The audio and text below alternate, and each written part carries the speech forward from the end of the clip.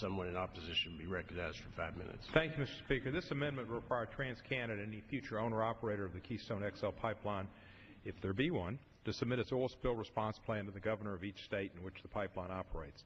I'm well aware that current law requires the Department of Transportation to maintain on file current copies of oil spill response plans and to provide any person a copy of that plan. However, those copies are allowed by law to exclude certain information like specific response resources, tactical resource deployment plans, and information on worst-case scenario discharges. I understand there are concerns about broad distribution of the plans and its proprietary information, but those concerns should not apply to governors of the state, people like Mary Fallin and Nathan Deal, who we've all served with, or many of us have.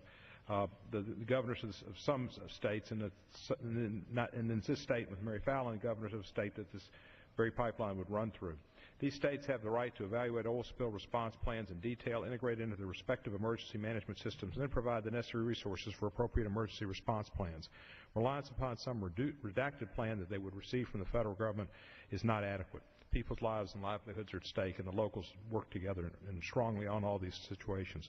Nor should these governors be until a spill has occurred when they're already in the process of sending first responders into harm's way to receive a full copy of the full plan from TransCanada, which by law, the only time the company is required to share that unredacted version with the state government. South Dakota was wise enough to realize the problems with these regulations. The state enacted legislation to mandate receipt of the plan prior to operation of the pipeline. The other states should not have to jump through any hoops just to obtain information they need in order to provide appropriate emergency response to dangerous situations and protect their citizenry. When offered this amendment, the Transportation Committee, my esteemed colleague, the Honorable Chairman Schuster, recognized the need to balance access to these response plans with the need to protect sensitive information from becoming public. And I think this amendment strikes that proper balance by limiting the access to the governors. He had offered to work with me on the issue in a future authorization bill, and I appreciate that kind offer.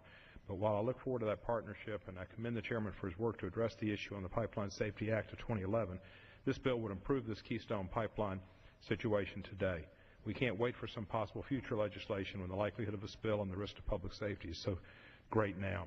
The potential effects of a Keystone XL spill could be devastating.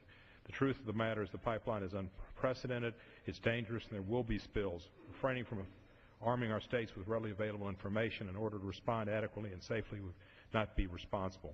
Mr. Chairman, I appreciate this time, and I know this issue is important, and it demonstrates Congress's respect for governors and state governments, and the men and women who risk their lives to protect us every day, those first responders. And with that, I'd urge all my colleagues to support the amendment, and I'd reserve the balance of my time. The gentleman reserves the